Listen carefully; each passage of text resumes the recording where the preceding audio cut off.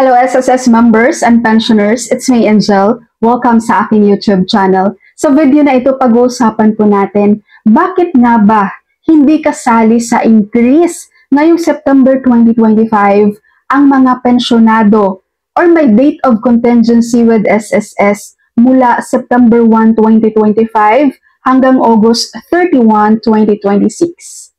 Okay, sa mga nagpapanik dyan, na bagong pensyonado ni SSS kung bakit daw hindi sila kasama sa 10% na increase ngayong September 2025. Ganito po kasi yon. Ang mga nabibigyan lang po ni SSS ng increase para sa September 2025 ay mga pensyonado na or merong date of contingency as of August 31, 2025. Okay? Ngayon, kung iyong date of contingency with SSS din pensyonado ka ni SSS mula September 1, 2025 hanggang August 31, 2026, hindi po talaga kayo kasama doon sa 10% na increase guys for September 2025.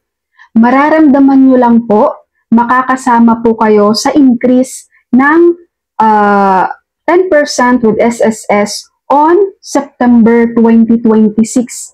Next year po. Tingnan nyo dito para sa increase po ng September 2026 for pensioners as of August 31, 2026. So again, kapag ang iyong date of contingency or naging pensionado ka ni SSS mula September 1, 2025 hanggang August 31, 2026, makakasali po kayo sa increase with SSS on September 2026. Kung saan 10% sa mga retirement and disability pensioners at 5% naman sa ating mga death or survivors pensioners.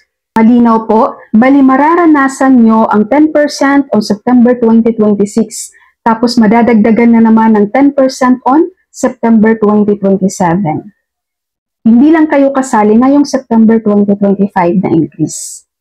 Okay? So ngayon idagdag ko naman to. Kapag ikaw naman ay maging pensyonado or ang iyong date of contingency with SSS ay September 1, 2026 hanggang August 31, 2027, makakasama ka sa increase on September 2027 pa. Nagigets? Again, kapag ang iyong naging pensyonado ka ni SSS or ang iyong date of contingency ay September 1, 2026 hanggang August 31, 2027, makakasama ka sa increase on September 2027. Doon naman sa mga nag-18 months advance pension guys, tandaan nyo, basta may buwan doon na natamaan kayo na dapat kasama na kayo sa increase, magkakaroon kayo ng differential yan with SSS. Babayaran kayo ng differential ni SSS sa mga buwan na yun.